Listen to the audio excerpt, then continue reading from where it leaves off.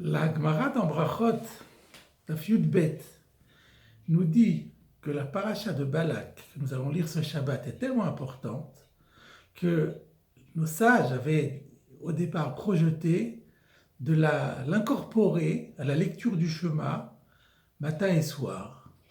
Et finalement, ils y ont renoncé parce que cela aurait constitué une charge trop lourde pour chacun, parce que la paracha est longue et on ne peut pas juste en extraire quelques parties.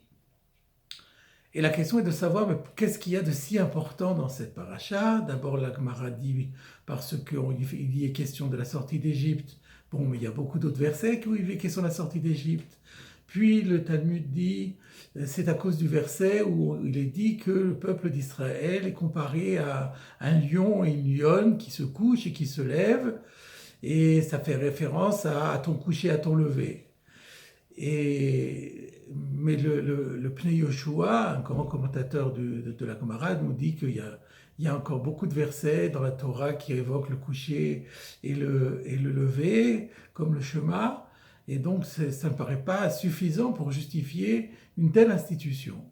Je voudrais vous faire part d'un commentaire qui est proposé, d'une réponse qui est proposée par le Torah Temet, l'auteur du Torah Temet, qui est un petit-fils de Rabbi Akiva Eiger, Rabbi Yudolev Eiger, qu'en yiddish on appelle affectueusement Rabbi Leibele Eiger, qui dit qu'en fait, le verset en question, Kara Shachav Kahari Ucholavi Miyekimenu, ce verset clôt une séquence de bénédictions dont la séquence centrale est le verset bien connu Matovu Aolecha Yaakov Mishkenotecha Israël, qu'ils sont belles tes tentes, ô Jacob, tes demeures, ô Israël.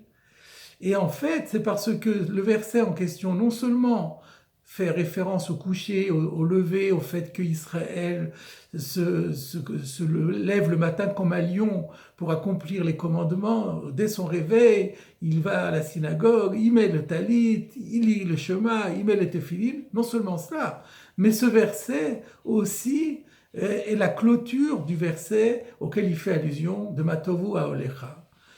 Et là, maintenant, la question rebondit. Et en quoi ce verset est-il si fondamental, si central, qu'on est projeté, à cause de lui, d'incorporer toute la paracha de Balak dans la lecture du Shema? Et le Torah Temet nous l'explique à partir d'un autre passage talmudique, dans Sanhedrin, cette fois-ci, page 105, où il est dit que, d'une part, il est dit que des bénédictions récitées par Bilham, le prophète des nations, on peut déduire aussi quelles étaient ses intentions, et que ses intentions étaient en fait de maudire Israël. De ces bénédictions, ainsi le Talmud nous dit, quand il a dit « Quelles sont belles tes tentes, ô Jacob, tes demeures, ô Israël », il voulait maudire Israël, qu'il n'y ait jamais en Israël de Baté Knesset et de Baté Midrashot, de maisons de prière et de maisons d'études, et que quand il dit Mishkenotecha Israël, il voulait dire que la présence divine ne réside jamais en Israël. Et Dieu a mis une sorte de crochet dans sa bouche et l'a obligé à dire le contraire de ce qu'il pensait. Mais le Talmud poursuit en disant toutes les bénédictions de Bilham ont fini par se transformer, à se reconvertir en malédiction, à l'exception d'une seule.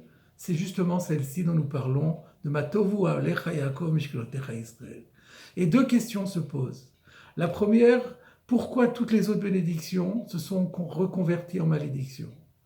Et puis, deuxième question, pourquoi celle-ci, dont nous venons de parler, Matovu Aolecha, fait-elle exception à la règle?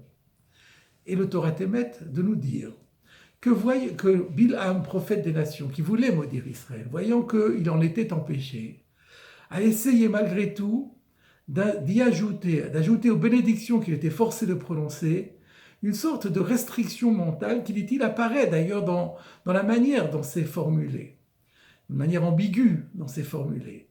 Et la restriction mentale était « Je bénis Israël, mais à une condition, c'est qu'il le mérite, qu'il fasse ce qu'il faut pour le mériter. » Sous-entendu, et s'il ne le fait pas, que ma bénédiction se transforme en malédiction.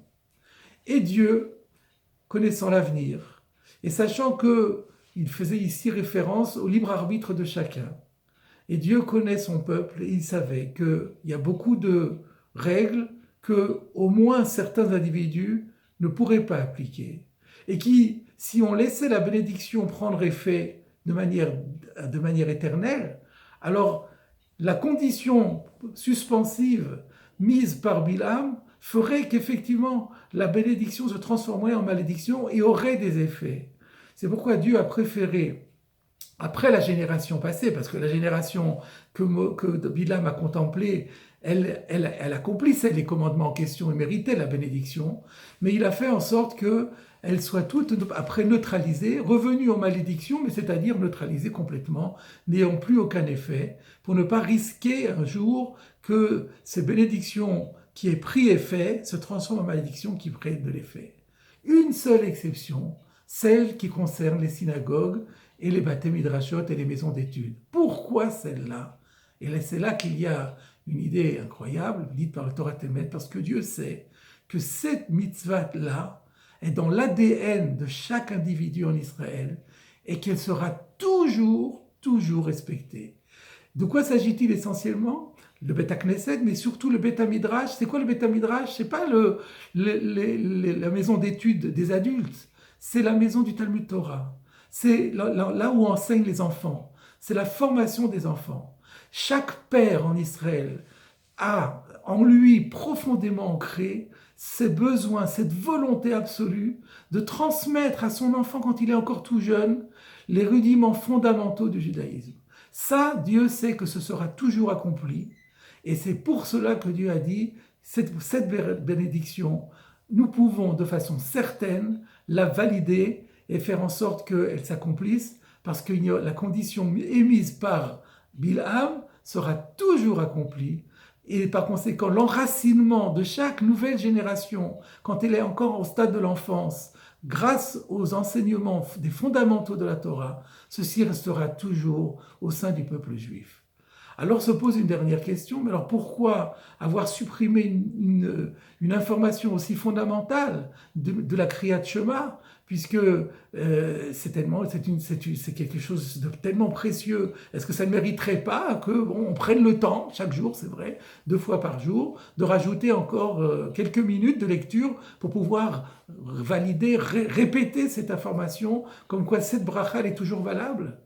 Et le Torah t'émet de nous dire, ça n'est pas nécessaire. C'est une tircha de l'otzricha, ce serait une charge inutile. Pourquoi? Parce que lorsque nous récitons le Shema 2 fois par jour, cela revient au même. Qu'est-ce que nous faisons dans le Shema? Nous acceptons sur nous la souveraineté de Dieu. Kabbalat ol malchut shamayim. Et cette Kabbalat ol malchut shamayim garantit à elle seule la pérennité du peuple d'Israël. Nous le voyons d'ailleurs parce que dans Devarim, dans Parashat Shoftim, lorsque le Kohen s'adresse aux soldats avant de partir en guerre, il leur dit « Shema Israël, écoute Israël ».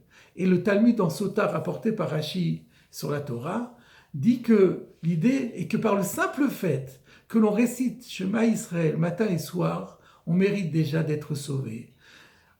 Donc par conséquent, dire Shema Israël 2 fois, ou bien répéter que les parents ont toujours à cœur d'enseigner la Torah à leurs enfants, cela revient au même, donc c'est pas la peine. La leçon qui découle de cet enseignement du Torah Temet, c'est que nous avons 2 biens extrêmement précieux qui ont assuré la pérennité du judaïsme et qui continueront à l'assurer tout au long de l'histoire. Dans notre ADN, il y a le Beth Knesset, nos synagogues sont un bien si précieux que chaque individu a en lui cette étincelle qui l'amènera toujours, un jour ou l'autre, à rentrer une fois encore à la synagogue. Et le fait que chaque parent aura toujours à cœur de prendre son petit par la main pour qu'il reçoive dans la maison d'études, au Talmud Torah, les enseignements fondamentaux du judaïsme. Cela et la répétition et la récitation bi-quotidienne de la lecture du schéma assureront à notre peuple sa pérennité.